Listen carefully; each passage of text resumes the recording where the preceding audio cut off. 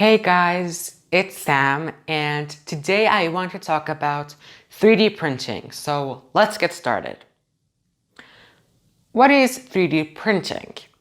Well, the 3D printers are really different from the printers that you have used at school, library, or office. Because the printers that you have definitely used, those work with ink and they print flat things on a single sheet of paper, such as photos and texts. However, 3D printers work with something called additive manufacturing, which basically means that the printer adds hundreds and thousands of layers to a single piece of object until it makes it 3D. Hence the name 3D printer. However, they do not work with ink. Instead, they use something called filaments. And filaments are just really tiny pieces of string, and those strings are made out of plastic, rubber, or metal. The way that those solid straws turn into like a 3D printed object, well, the printer melts it and then it prints it out or pours it onto a hot surface of the printer, and then it keeps on adding those layers until you get a 3D printed object.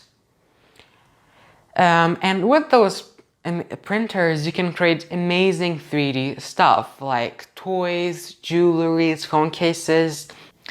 But how can those 3D printers have any effect on, education? Well, let's say that your teacher is teaching you about the human skull. Weird topic. It's still interesting. However, it's still a subject that textbooks can ruin.